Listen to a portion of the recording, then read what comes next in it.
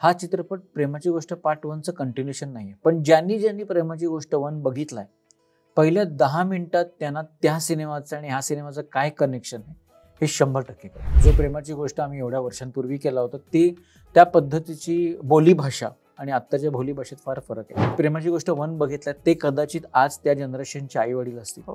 ही love story जी आहे ती VFXच्या पद्धतीने मार्गाने सुद्धा पुढे पुढे सरकत जाईल असा त्याचा नरेटिव्ह आहे. त्यामुळे ते VFX मनासारखे करण्यासाठी सुद्धा थोडासा वेळ गेला. हॅलो नमस्कार फ्रेंड्स, मी मज्जाची नीलम. प्रेमाची गोष्ट 2 हा चित्रपट लवकरच तुमच्या फिटीस येतो. आय नो हा चित्रपट येण्यासाठी खूप वेळ लावलाय, तर ज्यांनी हा वेळ लावलाय त्यांनाच आपण विचारूया की सतीश सर इतका वेळ का लावलात? म्हणजे 13 वर्ष झाली आहेत प्रेमाची गोष्ट एकाला आणि आता 2ला डायरेक्ट 13 वर्ष. सो प्रेक्षक खूप वाट पाहत होते आणि आम्ही देखील वाट पाहत होतो. सो एक कारण जाणून घ्यायचं सगळ्यात आधी. सो असं नाही की प्रेमाची गोष्ट पार्ट 1चा हा कंटिन्यूशन पुढचा भाग आहे, पण योग्य ती स्क्रिप्ट आणि एक भट्टी जमावी लागते, त्याची वाट बघत होतो. मध्यंतरीच्या काळात बाकीचे काही चित्रपट आम्ही बनवले, पण प्रेमाची गोष्ट 2 हा चित्रपट आता इतका वेळ लागला कारण का हा थोडासा वेगळ्या धाटणीचा चित्रपट सुद्धा आहे. ही लव्ह स्टोरी जी आहे ती VFXच्या पद्धतीने मार्गाने सुद्धा पुढे पुढे सरकत जाईल असा त्याचा नरेटिव्ह आहे. त्यामुळे ते VFX मनासारखे करण्यासाठी सुद्धा थोडासा वेळ गेला. त्यामुळे थोडा वेळ लागला असेल असं वाटतंय, पण जे काही झाले ते आमच्या फार मनासारखं झालंय. येस, चित्रपटाची टॅगलाईनच आहे होऊ दे ना मनासारखं. आता हेच विचारेल की सतीश सर किती मनासारख्या सगळ्या गोष्टी घडवून आणल्या त्या?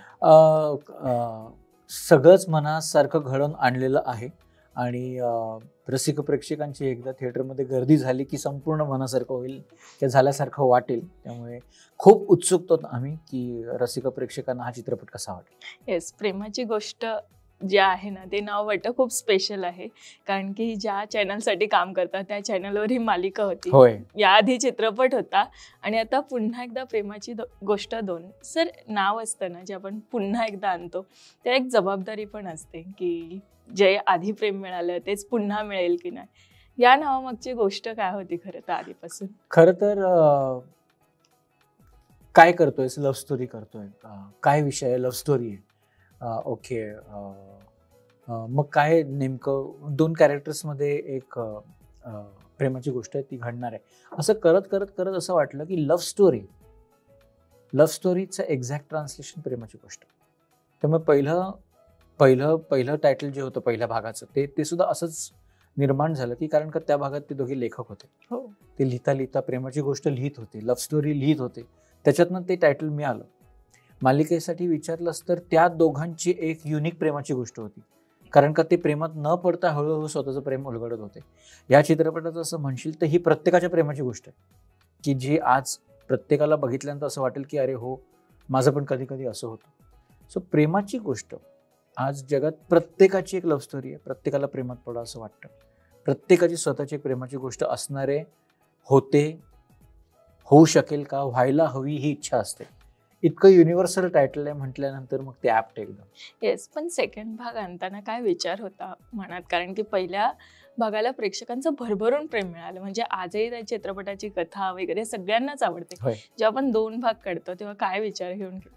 सो मगाशी मी म्हटलं त्याप्रमाणे की पहिल्या भागाचं कंटिन्युएशन, जसं मुंबई पुणे मुंबई 1, 2, 3 त्याच गोष्टीची कंटिन्युएशन आहे पुढे. हा चित्रपट प्रेमाची गोष्ट पार्ट 1चं कंटिन्युएशन नाहीये, पण ज्यांनी प्रेमाची गोष्ट 1 बघितलाय, पहिल्या 10 मिनिटात त्यांना त्या सिनेमाचं आणि ह्या सिनेमाचं काय कनेक्शन आहे हे 100% कळेल. येस, पण जेनझी जनरेशन टाईप हा चित्रपटाची लव्ह स्टोरी आम्हाला टीजर आणि ट्रेलरमधनं वाटते. सो हे जेनझी जनरेशन हे चित्रपटात आणणं आणि घरात जेनझी असल्यावर म्हणजे घरचे, सो मला ते एक विचारायचं की घरातल्या मुलांच्या कथा जेव्हा आपण असं मांडतो समोर तेव्हा कशा पद्धतीने ते घडून येते? त्यांची भाषा फार वेगळी आहे आता. जो प्रेमाची गोष्ट आम्ही एवढ्या वर्षांपूर्वी केला होता त्या पद्धतीची बोलीभाषा आणि आत्ताच्या बोलीभाषेत फार फरक आहे. त्यामुळे हा सिनेमा आत्ताच्या जनरेशनला कसा ॲप्लिकेबल होईल त्यांना. बरं, जो प्रेमाची गोष्ट 1 बघितला ते कदाचित आज त्या जनरेशनचे आई वडील असतील. त्यामुळे त्यांनी त्यांच्या वेळेस बघितलेल्या सिनेमाबद्दल सुद्धा त्यांना सांगतील. आपल्या वेळेसचा काय सिनेमा होता, आता काय वेगळा सिनेमा आहे, हा बघायला सुद्धा मला मल्टिप्लाइड रसिक प्रेक्षक मिळेल अशी खात्री आहे. त्यामुळे हा जो बदल आहे तो माझ्यासाठी सुद्धा डिरेक्टर म्हणून किंवा एक लेखक म्हणून फार मोठा आहे की हल्लीची भाषा, हल्लीच्या रिॲक्शन्स, हल्लीचे टेम्परामेंट्स, हल्लीच्या आवडीनिवडी सुद्धा या चित्रपटात कशा सामावून घेतल्या गेलेल्या आहेत. त्याची पण एक खूप वेगळी सांगड आहे चित्रपटात. येस, आवडीनिवडीवरूनच विचारेल की ओल्या सांजवेळी हे गाणं तर प्रत्येकाला आवडतं आणि म्हणजे बाहेर पाऊस असला की ते गाणं आपसूक येतं. सो या गाण्याच्या तुमच्या काही निगडीत आठवणी अशा मला ऐकायच्या आहेत. आम्ही प्रेमाची गोष्ट 1 करत असताना हे गाणं आल्यानंतर आमच्या सगळ्यांसाठी हे गाणं इतकं रिलेटेबल होतं, कारण अश्विनी शेंडेंनी अप्रतिम शब्द लिहिले होते त्या गाण्याचे. अविनाश विश्वजीतचं संगीत होतं. आणि जसं तू मगाशी म्हणालीस की पाऊस पडल्यानंतर प्रत्येक वेळी तुम्हाला ते गाणं लावायचं वाटतं, आम्हाला तर थोडीशी कोवळी उन्हे पडल्यानंतर सुद्धा त्या गाण्याची आठवण आहे. कधी कधी फक्त समुद्रकिनारी गेल्यानंतर सुद्धा आठवण येते, कारण का त्याचं चित्रीकरण तसं झालं होतं. आणि ह्या सिनेमात सुद्धा त्याचं बऱ्यापैकी चित्रीकरण तसंच केलेलं आहे. ह्या प्रेमाची गोष्टमध्ये सुद्धा ओल्या सांजवेळीचा समावेश असावा म्हणून ते जेनझीच्या पद्धतीने त्यांच्या भाषेत त्यांच्या सुरांमध्ये ते आता गुंफलं गेलेलं आहे. तर मला असं वाटतं हे गाणं सुद्धा, हे व्हर्जन सुद्धा लोकांना आवडेल. येस, कलाकारांची गुंफण पण तेवढीच छान आहे. मला सांगणार एक प्रकारे ही कास्टिंग कशा पद्धतीने करण्यात आली? जसं आपण मगापासून बोलतोय की यंगर जनरेशनसाठी केलेली ही लव्ह स्टोरी आहे. त्यामुळे यंगर जनरेशनचा लव्हर बॉय ललित प्रभाकर, जो फक्त गुड लुकिंग नाही आहे पण is a very good actor also. त्याच्याबरोबर ह्या 2 नवीन मुली ज्या प्रचंड प्रमाणात टॅलेंटेड आहेत आणि फ्रेशनेस घेऊन येत आहेत, रिधिमा पंडित आणि ऋचा वैद्य. आणि त्याच्याबरोबर एव्हरग्रीन स्वप्नील जोशी आणि भाऊ कदम हे दोघे साथीला आहेतच. त्यामुळे ते खूप कम्प्लीट कास्ट झाल्यासारखं वाटतंय. कुठेतरी प्रत्येकाला एक टिक बॉक्स आहे कास्टिंगमध्ये. So chances of coming to the theatres are also greater. Yes, पण चॅनलचं इतकं प्रेशर असताना, म्हणजे आम्ही नेहमी बघतो एवढं प्रेशर असताना एक चित्रपट दिग्दर्शन करणं, ही सगळी तारांबळ असते ना, ती खूप धाकधुकीची असते. ते सगळी कशी मॅनेज केली? मला फार असं वाटतं की ह्यात माझ्या चॅनलच्या टीमचा खूप मोठा पाठिंबा आहे मला, की त्यांनी मला हे अलाव केलं की हे करायला. आणि ती जबाबदारी सांभाळता तिथे कोणत्याही कामात दुर्लक्ष न होता, कामात कसूर न होता हा चित्रपट आम्ही मॅनेज केलेला आहे. माझ्या निर्मात्यांचं सुद्धा कौतुक की त्यांनी मला त्या सगळ्या व्यापातनं हे सगळं मॅनेज करण्यासाठी एक संधी दिली. आणि अशा पद्धतीने जसं तू म्हणालीस की थोडा वेळ लागला, त्यामुळे थोडा वेळ लागत गेला हे सगळं करायला. पण we are all very happy की finally we arrived at that day. Yes, नक्कीच सर. आणि आता मला हे जाणून घ्यायचं की जेव्हाही सतीश सर काही ना काही घेऊन येतात आणि सगळ्यांना उत्सुकता लागते, सर आता आणखी काय काय घेऊन येणार आहेत? म्हणजे एकच लिस्ट आहे, ती सगळी प्रेक्षकांना सांगून टाका की आता मी हे नवीन घेऊन येतो. खरं सांगितलं तर म्हणजे मनात बरेच प्रोजेक्ट्स असतात. आता मुंबई पुणे मुंबई 3 झाल्यानंतर रसिक प्रेक्षक मुंबई पुणे मुंबई 4ची वाट बघतायत, किंवा ती सध्या काय करते त्याच्या सिक्वेलची वाट बघतायत. एक थ्रिलर, मी आधी पण थ्रिलर्स करायचो, त्यामुळे थ्रिलर्स करशील का असे प्रश्न विचारले जातात. पण ते सगळं एकाच वेळी पॉसिबल नाही आहे, कारण का आता जबाबदाऱ्या पण वाढलेल्या आहेत. पण जशी जशी स्क्रिप्ट रेडी होईल तसं तसं आम्ही अनाऊन्स करत जाऊ. येस, नक्कीच. एक शेवटचा प्रश्न विचारते. Satish Rajwade is equal to romantic movies असं जे समीकरण झालंय, हा बॉन्ड खरं तर किती स्पेशल आहे हे मला जाणवायचं. खरं तर प्रत्येक कलाकाराला, प्रत्येक तंत्रज्ञाला त्याच्या कामामुळे ओळख मिळावी अशी त्याचं स्वप्न असतं, अशी त्याची इच्छा असते. जर माझ्या कामामुळे हे इक्वेशन येते आणि माझी ओळख होत असेल तर मी खरंच खूप भाग्यवान आहे की माझ्या कामामुळे माझी ओळख होते. पण